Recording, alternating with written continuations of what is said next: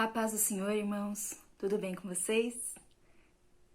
Muito frio por aí? Aqui tá um pouquinho, né? Vamos fazendo aqui o possível para nos manter aquecidos. Queridos, como vocês estão? Eu espero que vocês estejam bem, espero que estejam se cuidando, espero que as providências estejam em dia, né? Que vocês estejam abastecidos aí para passar por essa etapa. Lembrando que se não estiverem, por favor, entrem em contato conosco. Todas as ações que nós fazemos de recolher cestas básicas, de recolher alimentos, de receber alimentos, tudo isso é para nós também, é para que nós possamos nos ajudar. Então, se vocês estiverem precisando, não fiquem constrangidos. Entre em contato comigo, com o pastor Daniel, que nós vamos fazer de tudo aí para suprir essa necessidade. Amém?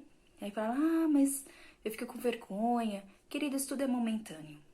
Nós sabemos que nós estamos vivendo um período difícil, né? E assim, quando as coisas se normalizarem, vocês retribuem abençoando outras vidas. Amém? Eu vou compartilhar com os irmãos uma palavra hoje, uma mensagem que eu já compartilhei, ela muito parecida nos jovens uma vez, no final do ano passado. E desculpa, Sara e Grazi, mas nesses dias estávamos eu, pastor Daniel, Grazi e Sara da igreja. Então, Grazi e Sara, perdoem, vocês vão ver uma coisa muito parecida com o que vocês já viram. Mas é uma mensagem que voltou ao meu coração esses dias. Eu peguei meu esboço para reler e eu fiquei refletindo sobre ela. E eu resolvi compartilhar com vocês hoje, tá bom? Então, vamos lá. Vamos abrir as nossas Bíblias em Efésios 2 e nós vamos ler do 17 ao 22. Então, Efésios 2, do 17 ao 22. Enquanto isso, vamos já fazer uma oração? Pai querido, Pai amado, eu te peço, Pai, agora a tua bênção sobre cada um, Senhor, que parou o que estava fazendo, ó Pai, nesta noite fria, para ouvir, ó Pai, a tua mensagem, ó Pai, para te louvar, ó Pai, para engrandecer o teu nome, Senhor. Visita cada casa, Senhor, entra com a providência que cada lar está necessitando, ó Pai. E eu te peço, Senhor, que não seja eu a falar, mas seja o teu Espírito Santo, Senhor. Que essa mensagem, assim como falou comigo, que ela venha falar com outros corações, ó Pai, nesta noite, Senhor, em nome de Jesus. Amém. Amém? Então vamos lá. Vamos ler primeiro e depois a gente conversa um pouquinho sobre isso, sobre o que eu queria compartilhar com vocês. Amém? Então, Efésios 2, a partir do versículo 17. E vindo, evangelizou a paz a vós outros que estáveis longes, e paz também aos que estavam perto. Porque por ele ambos temos acesso ao Pai em um espírito. Assim, já não sois estrangeiros e peregrinos, mas concidadãos dos santos e sois da família de Deus. Edificados sobre o fundamento dos apóstolos e profetas, sendo ele mesmo Cristo Jesus, a pedra angular, no qual todo edifício, bem ajustado, cresce para santuário dedicado ao Senhor, no qual também vós justamente estáis sendo edificados para a habitação de Deus no Espírito Santo. Vamos ler de novo esse último versículo, número 22? No qual também vós juntamente estáis sendo edificados para a habitação de Deus no Espírito. Estamos sendo edificados para ser a habitação de Deus no Espírito. Isso a gente canta em louvores, a gente diz uns para os outros, é falado em muitas pregações. Somos casa de Deus. Nós cantamos que era para Jesus fazer morada em nós. Nós cantamos esta casa é sua. Mas o que isso de fato significa? E aí eu estava pensando sobre isso, sobre morada, sobre o que é um lar, o que é ser um lar, o que é construir um lar, né? E eu fiquei pensando que nós temos dentro da igreja 3 casas, 3 moradas, né? E acho que é justo falar disso agora, nesse momento. É um momento em que nós estamos o tempo todo falando fica em casa, fica em casa, fica em casa, e que estamos longe da nossa igreja física, né? Então, o que é ser igreja? O que é ser casa de Deus? E é sobre isso que eu queria conversar com vocês um pouquinho agora. Eu dividi em 3 casas e eu fiquei pensando na história dos 3 porquinhos, lembra? Que na história dos 3 porquinhos tinha a casa de palha, a casa de madeira e a casa de tijolos. Dentro da igreja, nós aprendemos que nós temos 3 casas também. A primeira é a igreja. É a nossa igreja como físico, sabe? Alegrei-me quando disseram, vamos à casa do Senhor. Então é onde nós nos celebramos, onde nós nos reunimos, onde temos nossos cultos de adoração, onde muitas vezes nos derramamos, onde estamos em comunhão. Hoje a gente pode até falar que a nossa casa, cada um aí na sua residência, no seu lar, também é essa casa. E por que eu coloquei como primeira casa como casa de palha? Porque olha só, neste momento, nós estamos afastados da nossa casa física, da nossa igreja física. Mas nem por isso nós deixamos de estar em comunhão, nem por isso nós estamos deixando de procurar a palavra de Deus, tanto que você está aí agora via celular, via computador, buscando essa palavra. E é uma coisa passageira. Graças a Deus nós temos tido a fidelidade dos irmãos que continuam ajudando com aluguel. Nós tivemos um proprietário que foi compreensivo, sim, né? Dentro das suas limitações, mas foi compreensivo. E nós vamos ter por onde voltar quando a pandemia acabar. Mas se não fosse assim, se de repente a gente tivesse que trocar de imóvel, se tivesse que ir para outro lugar, a nossa essência tem que permanecer, teria que permanecer. Né? A nossa comunhão, o nosso amor, o nosso temor a Deus, tudo isso tem que permanecer além das 4 paredes. Por isso que eu coloquei como primeira casa. A segunda casa seria essa aqui, nosso corpo, essa habitação do Espírito.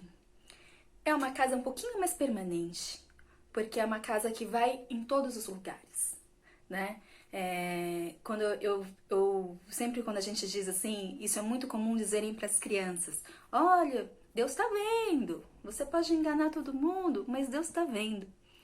Você pode enganar a professora, pode enganar a mamãe e papai, mas Deus está vendo. Eu não gosto muito disso, porque coloca para as crianças como se Deus fosse ali só um juiz, alguém mau, não é? Mas Deus está conosco o tempo todo, está nos acompanhando o tempo todo. E isso não apenas para nos observar se estamos fazendo algo errado, mas Ele também está contemplando a nossa dor, está contemplando os nossos medos, está vendo as nossas alegrias, não é? Deus está conosco o tempo todo e está vendo tudo isso. E muitas vezes a gente se esquece disso, não é verdade? Mas quando a gente chora sozinho, no nosso travesseiro, quando estamos tristes, Deus também está nos vendo. E essa morada aqui, ela é um pouquinho mais permanente do que a morada física da igreja, porque ela está em todos os lugares e vai permanecer por toda a nossa vida. Não é mesmo? E a última, que é a casa principal, a casa de tijolos, porque é a nossa morada definitiva, que é a morada que o Senhor está preparando para nós no céu. Esse é o nosso lar.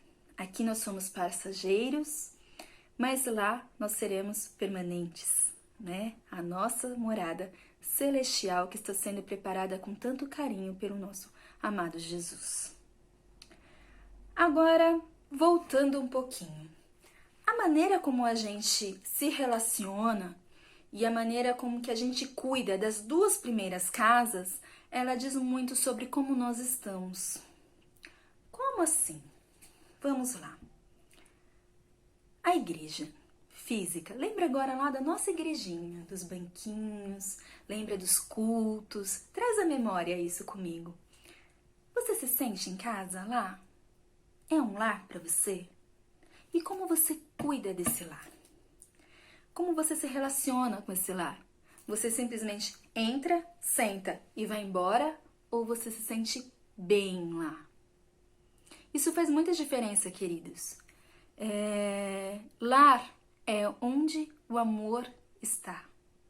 Jesus Cristo é o amor.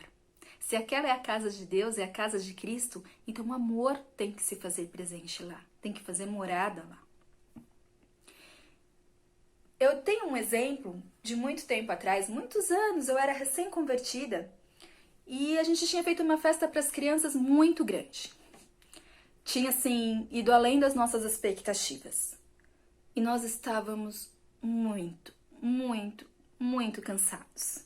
Além de toda a preparação anterior, além da festa no dia, a gente tinha tido por volta de umas 80 crianças, até mais. E a gente estava arrumando tudo, porque era um sábado e no domingo tinha culto. E aí tinha umas irmãs arrumando a cozinha, e uma delas, que é uma mulher de Deus, irmãos, uma mulher de Deus, mas aquele dia ela estava tão cansada que, por favor, não a julguem por isso. Ela disse: ai, passa só um paninho que tá bom. Aí uma outra irmã virou e disse: irmã, se fosse só na sua casa, você ia passar um paninho só e tava bom? Ou você ia lavar direito? Aí ela disse assim: ah, eu ia lavar. Então vamos lavar. Como você cuida dessa casa de 4 paredes que nós chamamos de casa de Deus? Será que você lembra de pegar o copinho de água que você leva para o banco? Será que você participa dos mutirões de limpeza? Das ações? Das festas? Das celebrações? Você é só um convidado? Ou você participa só como se fosse um convidado ou como um morador? Isso faz diferença, queridos. Isso faz diferença porque revela como nós estamos por dentro. Quanto mais a gente cuida daquilo que a gente ama, mais a gente demonstra amor. Porque amor não é só falar. Amor é cuidar. O amor a gente demonstra com os nossos gestos também. A maneira como nós cuidamos dos nossos, e é por isso lá no comecinho, lá na saudação, eu falei sobre as cestas básicas. Então a maneira como nós nos preocupamos com os nossos é a maneira como nós cuidamos dos que são de Deus, né? Quando a gente se preocupa com alguém, quando a gente ora por alguém, o tempo todo a gente está colocando: compartilhe conosco seus pedidos de oração, esses pedidos vão lá para o grupo de intercessores, a gente compartilha no Facebook, a gente está orando por esses pedidos, sim. E a gente convida sempre vocês a orarem junto conosco.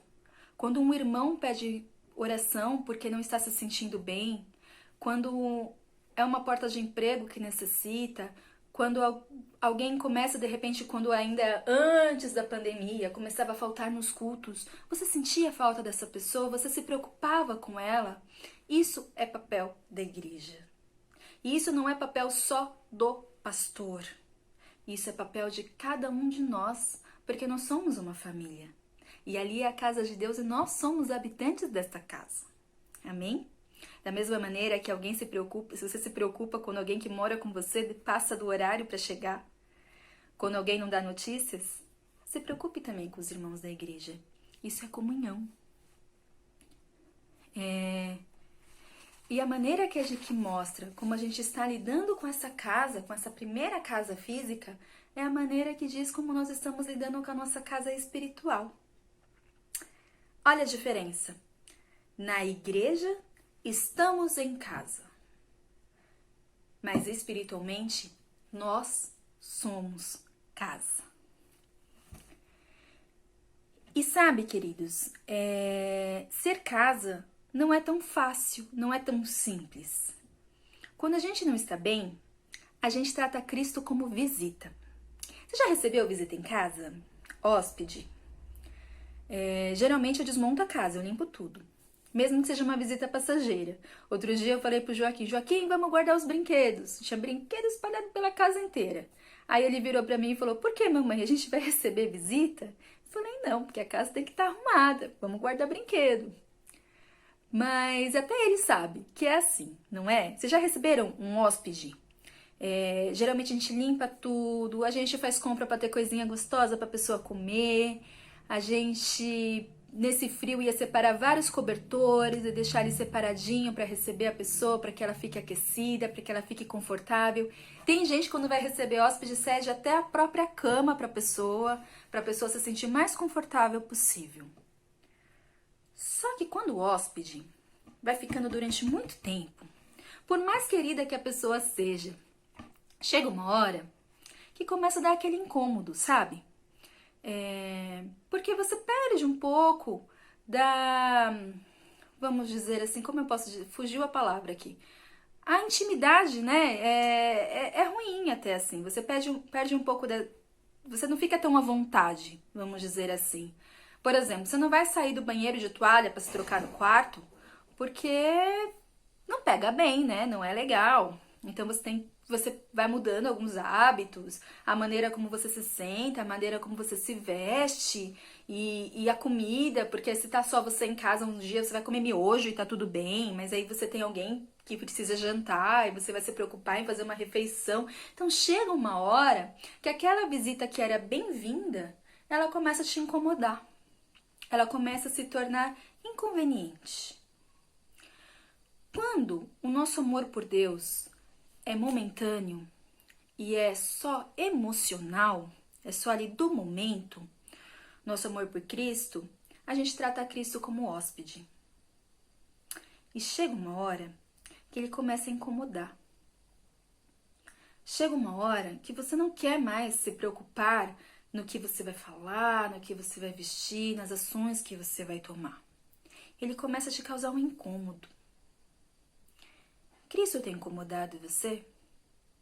Se tiver, queridos, se ele estiver sendo um hóspede, tá na hora da gente mudar. Tá na hora da gente aprofundar essa relação. Porque Cristo não quer ser um hóspede em nós. O Espírito Santo não quer ser um hóspede. Ele quer fazer morada. E que tipo de morada nós desejamos ser? Uma morada aconchegante? Uma morada organizada? Que tipo de morada nós queremos ter e ser? Eu lembro de uma outra pessoa que ela tem um sonho, assim como eu também tenho, o pastor Daniel também tem, de um dia ter a sua casa própria, né? E ela disse que um dia Deus disse para ela: por que é que eu vou te dar uma nova casa se você não cuida daquela que eu proporcionei a você agora? Se nem dessa você cuida. E aí ela começou a cuidar melhor da sua casinha, né? Da casinha provisória que ela tinha. E isso é muito verdade, queridos. A maneira como nós cuidamos da nossa casa física, que é a igreja, e a maneira como nós cuidamos desta casa aqui, morada do Espírito Santo, da casa que nós somos, vai refletir na nossa casa celestial. O que nós fazemos nessa vida vai nos dizer, vai nos dar acesso a essa morada. Eu lembro que no dia que a gente foi, no dia que eu ministrei essa palavra, a gente tinha ido a um casamento. E todo casamento que eu vou, eu amo casamento, gente. Amo casamento. Amo festa de casamento, amo os detalhes, amo a decoração, eu amo a música escolhida, prestar atenção nisso, eu amo casamento. E todo casamento que eu vou, eu brinco com o pastor Daniel, eu pergunto pra ele: quer casar comigo de novo? Você casaria comigo de novo? E já esperando a resposta, né, irmãos? A gente tem que, né? Aí dele, né? Se não responder positivamente. E nesse casamento eu disse: vamos renovar nossos votos? Porque eu sempre tenho vontade de casar de novo, de escolher outro vestido, outra cor de decoração, de ter outra experiência de casamento, tanto que eu gosto de casamento. E eu falei: vamos juntar dinheiro para renovar nossos votos, para casar de novo, né? E ele falou: primeiro nós vamos comprar a nossa casa, porque quem casa, quer casa.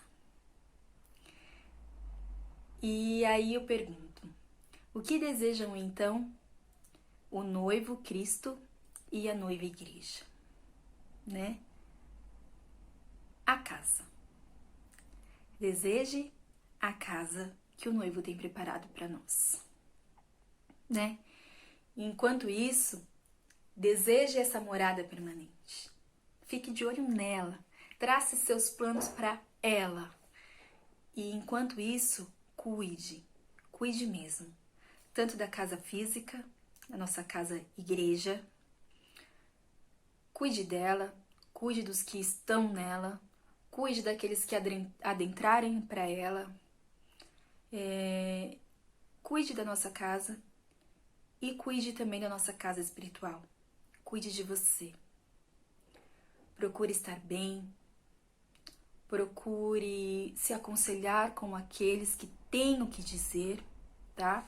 Porque o maior erro, o erro mais comum que eu vejo, não só em jovens, mas eu vejo isso em adultos também, é que muitas vezes a gente só procura conselhos naqueles que a gente sabe que vão dizer aquilo que concordam com a gente. Se a gente vai receber um puxão de orelha, ou se a gente vai ouvir algo que não nos agrada, nós nem perguntamos, nós nem pedimos conselho. Peçam conselho para quem tem o que acrescentar de verdade, mesmo que seja um puxão de orelha. Cuide de você, né? Cuide de você, esteja saudável mentalmente, fisicamente. Nesse período de pandemia, cuide-se. Fique em casa o máximo possível. Se for sair, use máscara sim. É chato, incomoda, irmãos. Eu vou contar um segredo para vocês.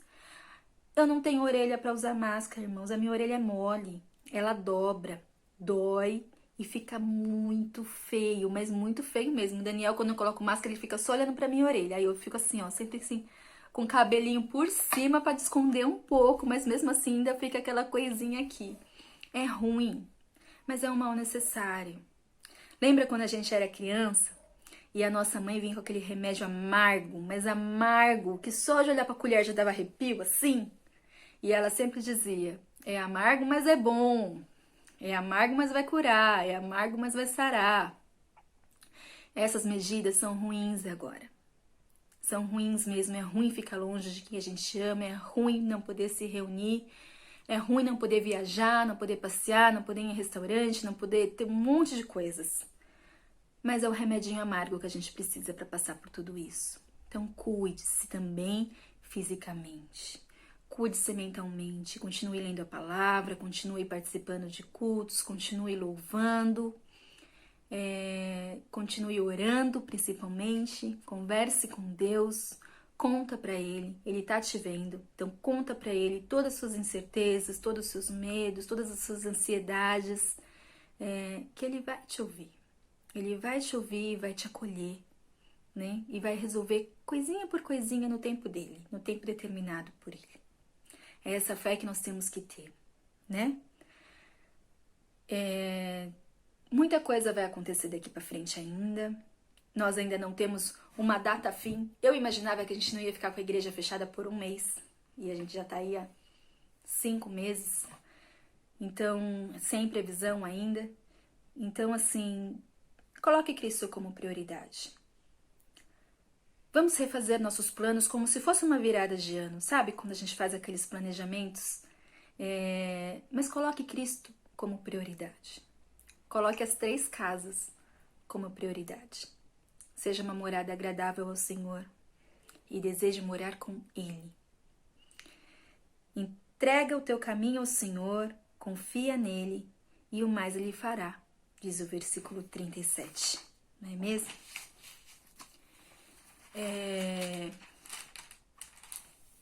Vamos confiar em Deus, vamos orar, né?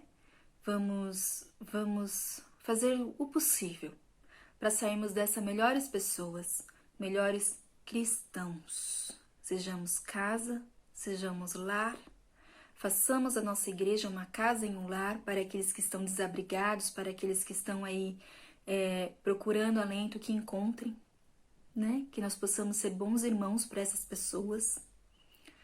E da nossa casa mesmo, queridos, né? Que nossa casa seja um lugar de paz. A gente vê aí tantas notícias dizendo que de que os números de divórcios aumentou, que disso, daquilo. Cada dia é uma notícia diferente de um cristão que cometeu alguma coisa, de alguém que se diz cristão, que cometeu aí uma atrocidade, que mentiu, que fez barbaridades. Então, que nós possamos ser diferentes, né? Eu sempre digo uma frase assim, eu digo pra mim, sabe? Eu repito ela diariamente. Cada vez que eu vejo uma notícia dessa que nos confronta, que nos magoa, nos desestimula, eu lembro dessa frase, que é: a Bíblia diz que o amor de muitos esfriaria. O amor de muitos, queridos, não o amor de todos. Então não deixe que esse mal não se contamine, não se esfrie, né? Permaneça com esse amor vívido dentro de você. Permaneça amando, permaneça forte, firme. Vamos juntos. Vamos seguir juntos. Tudo isso vai passar e nós vamos sair dessa pessoas melhores. E isso depende mais da gente mesmo do que qualquer outra coisa, né? Permaneça aí, firme, na fé. E logo, logo a gente vai se ver novamente, vai poder se abraçar, vai poder louvar. Vamos aí já marcar aí 12 horas de louvor direto na igreja. Músicos, preparem-se, preparem um repertório, porque nós estamos morrendo de saudade e nós queremos matar essa saudade, né, amados? E permaneçam firmes, tá bom? Permaneçam neste amor. Não deixe que as notícias externas mudem isso. E que você se sinta aí abraçado, bem forte, com muito carinho. Até breve. E fiquem na paz de Deus. Amém.